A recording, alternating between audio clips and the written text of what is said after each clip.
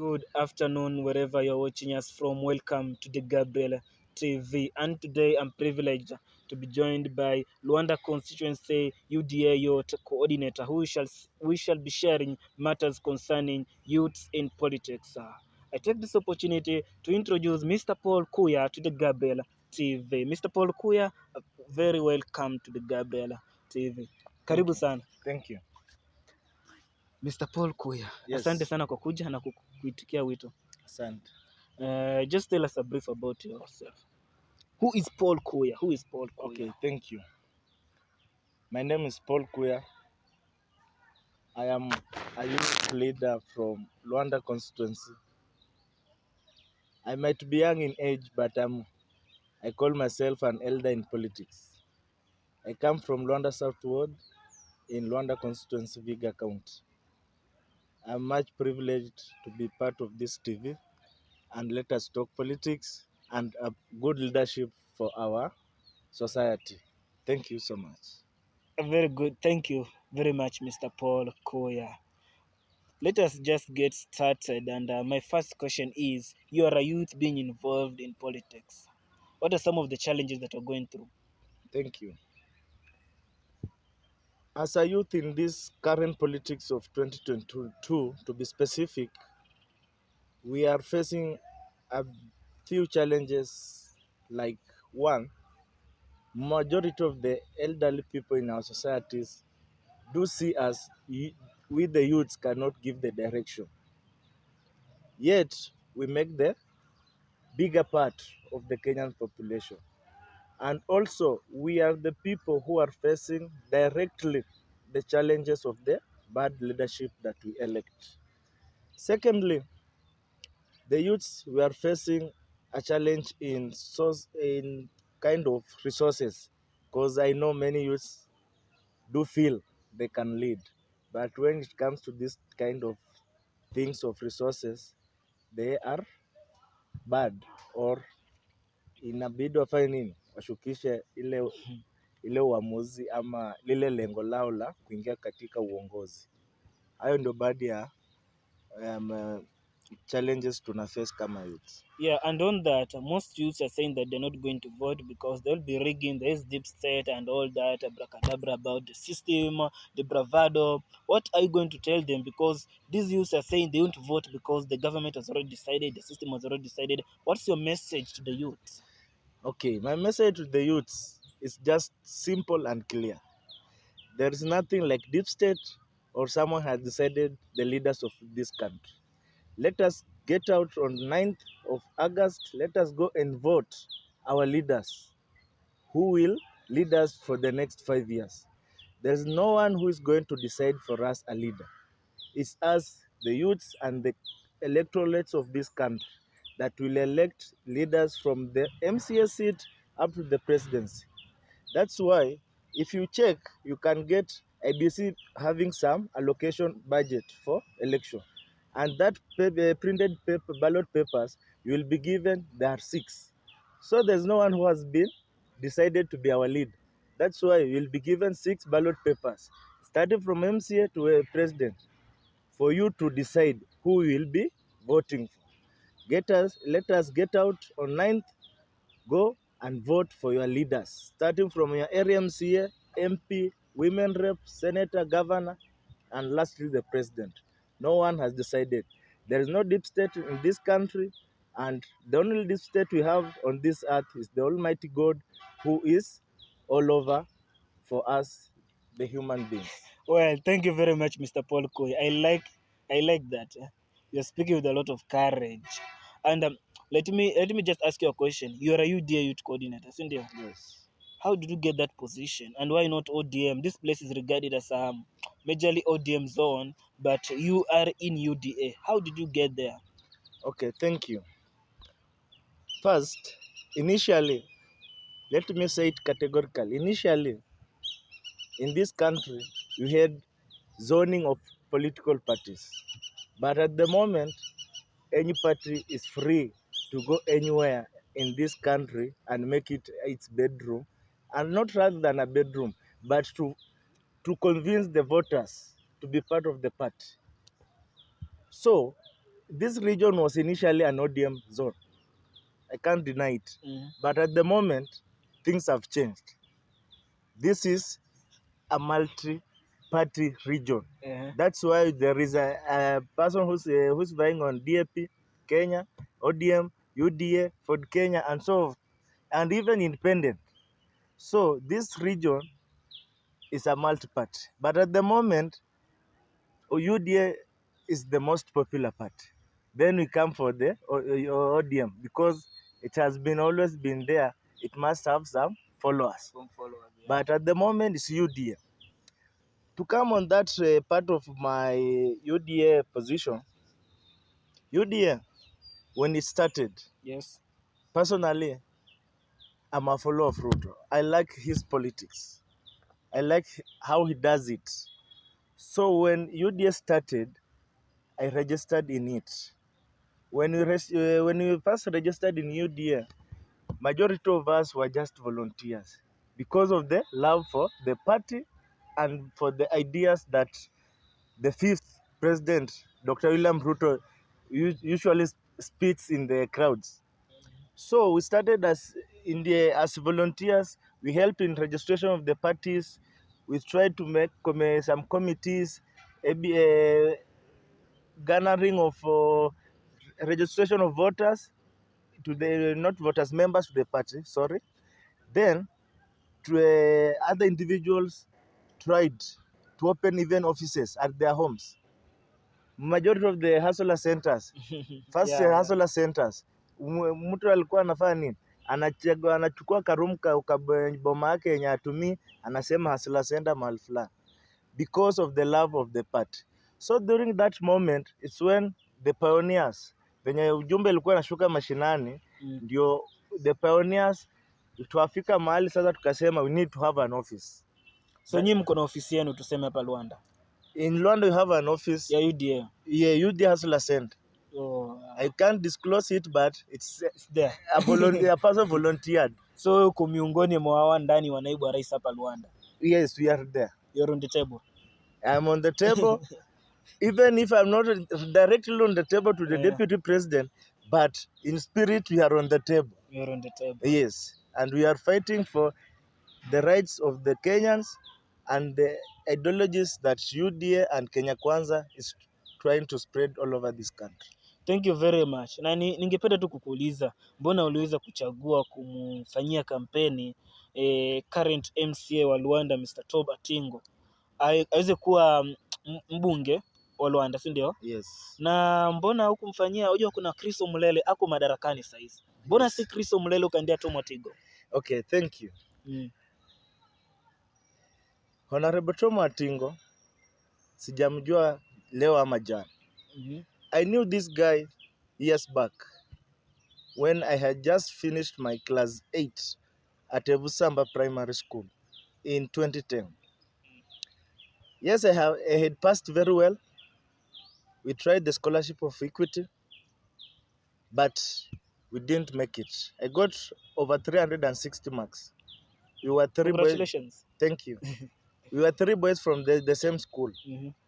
So we tried that scholarship of Equity Bank. Yeah. But we didn't make it. But when it ended, that scholarship, and we were at the moment we were needy. I can't compare the situation at the moment at our home and the current one. Yeah. We were needy. So at the moment in 2007 we had MP for Luanda, not the large MHI. Before it came Luanda, it was split in 2013. There's MHI and Luanda. Was Kenneth Marende. But when Marende was elected as an MP, as a speaker, in the National Assembly, it forced the voters of MHI constituency to go back to the ballot for a by-election. Honorable Dr. Wilbur Tichero make it to the MP, where this man, with his braveness, Honorable Tom Atingo, was the CDF manager. During that moment, now I want to join where I left with my education after class 8. Yeah. This guy was the CDF manager. After those students or pupils who had not got that scholarship, this guy, under the stewardship of Honorable Otichiro, they came up with a committee and offered full scholarship to all needy pupils from the all over Emuhaya constituency, where there is a school called Msire Boys High School. At the moment, it's a county school. Formerly, they were known as provincial schools. Mm-hmm. Any student, any people who could not afford school fees, you were taken there by CDF for fully, Sponsorship. yes, for the 4 years.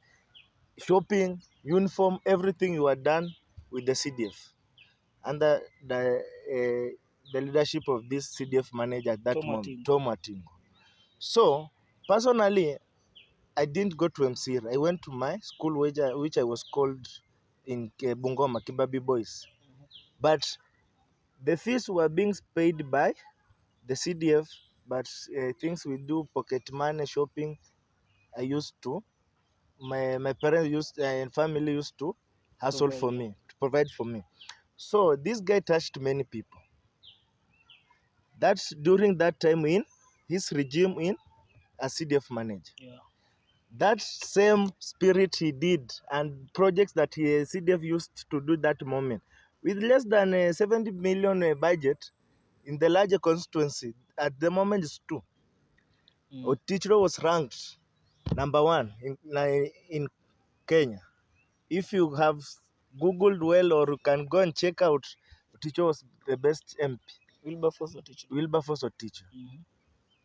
Not now the current of Omboko. Omboko just followed the Is it footsteps of. Omboko Milan? Yes, Omboko is Yeah. the current MP for Emuhaya, Emuhaya, yeah. but the partial Emuhaya that was large Emuhaya. So Omboko just followed the footsteps of Wilbur Teacher. Mm. So that time, leadership of this man made Otichro to be number 1. Since CDF manager is the representative of MP on the ground.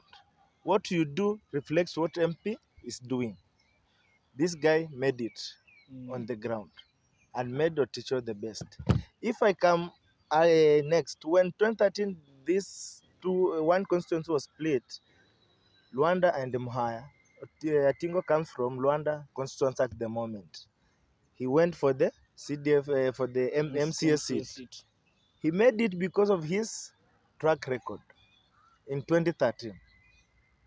Despite being an MC of Luanda Township, Atingo is still touching souls of many needy pupils all over Luanda constituency. Thank you very much. And now that is why you chose Atingo, but not Chris Omulele. Just a few Yeah, just of a the few, yeah. deeds. We cannot explain everything. You know, Yes. he has done a lot. Yes. Lakini kuna maendeleo ambayo Chris Omulele amefanya. Tuseme hajafanya. Yes. Hebu unaweza orodhesha baadhi ya maendeleo aliyofanywa na Chris Omulele? Okay, thank you. I had forgotten in the first to explain why I didn't support Chris. Yeah, just tell us why you didn't support Chris, then you go Yes. to the maendeleo part. Yeah. Okay, Chris, I haven't. I have been his follower for some years, but for the last 10 years, you haven't felt change. But there's something he's doing. When you are doing something, do it best or better than the previous person. At the moment, this year, Chris is clocking 10 years since his entry in the politics. Yeah. But we are not feeling it. In terms of CDF, how is he doing? In terms of CDF, umesema niorodheshe baadhi ya maendeleo yake. Yeah, tuangalie CDF amefanya nini. Je, watoto wamepata basari anapeana aje, amejenga mashule, vitu kama hizo? Yes, there's some majority, there's some classes that he's building. I can't deny it. There is equal. We have bursary that are being given, but in these two category, two track record yenye anafanya majority, na nisikose kuongeza ya security because anajenga not CDF, chiefs and chiefs camps or chief offices. So in this bursary thing, why I feel it's not legible to be to continue. There is no way you can give a university student 5K, give a high school student 5K, give a college, maybe TTC or these middle level tertiary colleges 5K. The priority or the So needs of you're telling us that Tom Atingo is actually going to give them 10K or 20K? It's not that it's going to give 10 or 20K. Mm-hmm. Among the agendas of Honorable Tom Atingo, secondary school going pupils, especially these high school or boarding, this day school and boarding, Yeah. there is a plan. Because he did it with 60 million those days. At the moment, we Luanda will receive over 130 million per year. We shall just provide a full sponsorship for students, needy students, because I know there is a bigger population in schools, but kuna wale wanafanya nini, wanawezeshwa. So in majority of the day school at the moment, it doesn't exceed 15,000. All right. And on that, how do you rate the leadership of Chris Omulele, 1 to 10? Out of 10, I just give him 5 average. Average. So it Yes. means he has done something. He has done something. He has done something. Yes. Yeah, na kuna wananchi wengi wamekuwa wakiuliza, unaona hii barabara ya kutoka Maseno Police Station unapita unashuka vet Tulumba Hostel all the way to Wisdom Vocational Training College pale Maseno Vocational Training all the way towards Ekwanda. Hii barabara inakuwaga mbovu sana. Yes. Wananchi wanataabika. Je, ni nani anafaa kutengeneza barabara hii? Thank you. Since I was a little boy, this love for politics didn't start yesterday. It started long time ago. We used to come here to Maseno to witness Honorable Professor Nyang' Nyong' when he was still an MP for Kisumu West, campaigning, akisema, I will do this, I'll do this. This road has been there for a longer time, and many promises have been kept on that, but have been said but not kept. But I can retrieve from record. Recently, Raila visited River Primary School during opening of story building there built by CDF. Yes. He promised this road will be ready by in the next 3 months after his visit, but nothing has been done. What has been done is first tarmacking up to Mariwa, and it has stopped there. Even the other day or in 1 week's time ago, youths planted some bananas on that road. Yeah, I saw the bananas on that They road. planted because of that pain they are feeling. But we are feeling this pain because of poor leadership. This is a tarmac road in the national government category.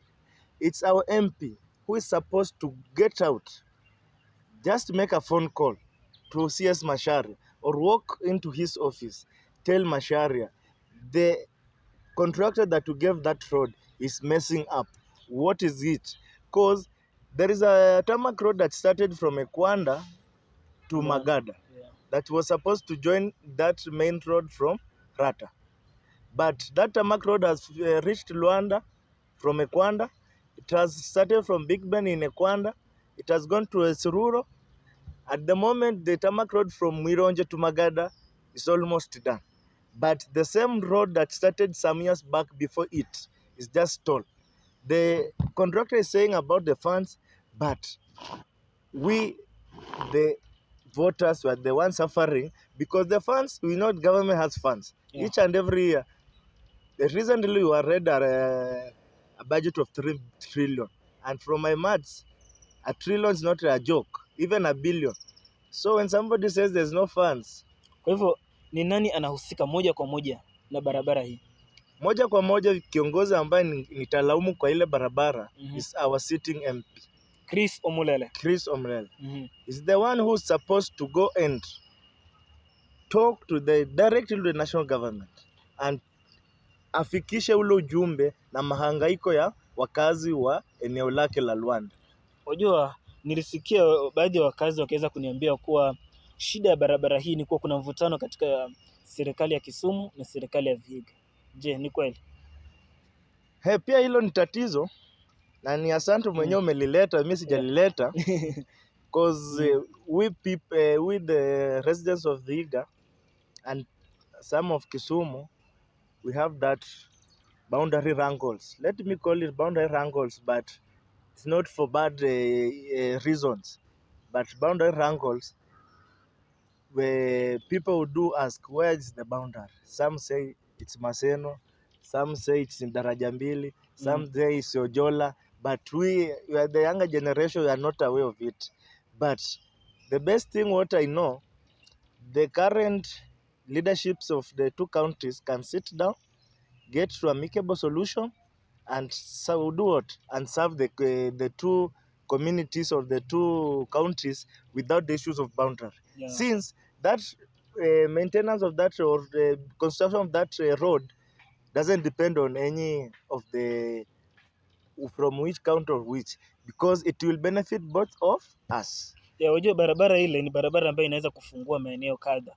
Biashara kando ya barabara. Tukiweza kuangalia barabara inafika Ekwanda, so inaweza mtu badala ya kutumia hii njia kwenda Luanda direct, kutumia Busia road, unaweza tumia hii barabara ya Ekwanda uzunguke hivyo ingie Luanda haraka bila kutumia the long way. Kwa hivyo mimi ningependa tu wewe kama mtu ambaye unahusika na hizi siasa uweze kuongea na hao viongozi wako. Waweze kuhakikishia Wakenya ama wakazi wa eneo la Luanda kwa barabara ile itaweza kutengenezwa, kwa sababu mimi nimeona, nimeshuhudia. Unajua mimi naishi hizo maeneo. Kwa hivyo barabara ni mbovu sana. Kwa sababu wakati huo mvua, barabara hairidhishi. Wakazi wengi wanaumia, magari mengi yanakwama, watu bodaboda wanateseka. Hata kama ulivyosema kuna migomba iliweza kupandwa hapo kwa njia. Hii ni ishara kwa hii barabara ni mbovu na viongozi lazima wajibike. Lazima viongozi wajibike, na ningependa nitoe ujumbe kwa wakazi ama kwa viongozi wetu. Kama hii barabara itakuwa vigumu kumalizika chini ya miezi miwili ama mitatu imebakia kabla uchaguzi, ningependa tuchague viongozi ambao wataenda kutusaidia juu ya hili swala. Mimi nitarudia na nitasema tena, kulingana na katiba ya Kenya kwa sasa, barabara kama hizi za tarmac ziko katika ule mfuko wa mbunge. Si ati ni ule mfuko yeye atengeneze, but there is that a role of an MP, of representation of the people. Wewe ndo naenda pale bungeni utoe ugonjwa ama utoe zile shida ziko eneo lako. So ningependa kumwambia mbunge wetu, kabla uchaguzi hujafika, atoke waziwazi kimasomaso, atueleze mambo ya ile barabara yamefikia wapi, na sisi kama wakazi tutatabika hadi muda gani. Asante sana, na ningependa tu kuweza kukuuliza, uko na manifesto ya Paul Atingo, atafanyia nini hao wananchi kando na barabara na kando na CDF na kujenga mashule? Asante sana, nitaguzia tu baadhi ya, kwa sababu unajua sasa bado watu wanapanga nyumba zao vizuri. Tuambie tu mawili matatu. In brief. Bado watu wanapanga nyumba zao vizuri. Unaweza toa hapa hivi mtu apate upate mtu ameka kwake. So one of the manifesto of Tom Atingo, correction, you said Paul Atingo, it's Tom Atingo. Tom Atingo, yes. I'm sorry for that. First is networking. Normally in the constitution we know the work of MPs, legislation and presentation of people, and that defense or protection of the constitution, since it's the like legal body of the government. So there is this term networking. Networking is that bond of making friends from all over, because when you say you can make 200 jobs in your constituency annually, that will be a lie to people. Networking, making friends, when you go there in the parliament, you make friends. You meet, for example, Honorable Didmas Baraza from Bungoma in Kimilili. You meet Honorable John Badi from Honorable this of Suna is Junet Mohammed. Yes. There is some kind of connection you are making.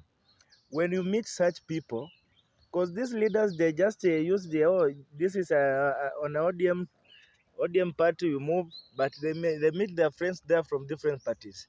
But when they come together, their minds, they're exchanged. You can get units saying, I have these 2 positions, I'm lacking these 2 people. Can you get it for me? When you come back at home, you get 2 boys or 2 youths, you take there.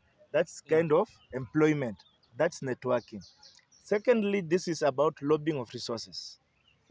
You know, the national government, yes, it has ministries, but you must also go and talk to them. Wakuelewe. Ukiingia pale hivyo ministry of for example, Ministry of Interior and Coordination, labda umejaribu kuongea pale hivyo na regional commander, labda afanye chenye unataka, uende umwambie usalama kwangu kumedhorora, lobby of resources akuja kutengenezea police post itengenezwe pale, ama you as CDF you can build the police post, but the Minister of Interior make sure there is enough security officers there. Also, lobbying of resources can go to NGOs. You have this World Bank organizations, United Nations organization, and other non-governmental organizations, which can come in and give you more resources that you can help your people. That's part of the things that you have lacked. And asante sana, na ninaona muda wetu unaweza kutupa kisogo, na kabla tuweze kumaliza, ningependa uweze kupatia vijana ushauri. Ushauri wako ni upi kwa vijana na siasa? Wajihusishaje na masuala haya ya siasa? Asante sana. Kabla venye muda unakaribia kutupa kisogo, wacha nimalizie huu ujumbe kwa vijana.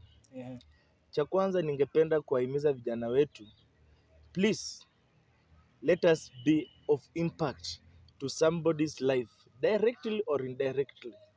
Me as Paul, I can be enjoying the life at the moment, but I can be able to make somebody else happier somewhere. One, I can make it through this election period, electing a leader who can go and represent the interests of the people, who can go and feel the pain his electoralists or voters are feeling, rather than you just because you are feeling well, just stamping all over and singing somebody's name in the name of we are this person's camp, we are this person's camp. Yet, after 5 years, your society is just still the same.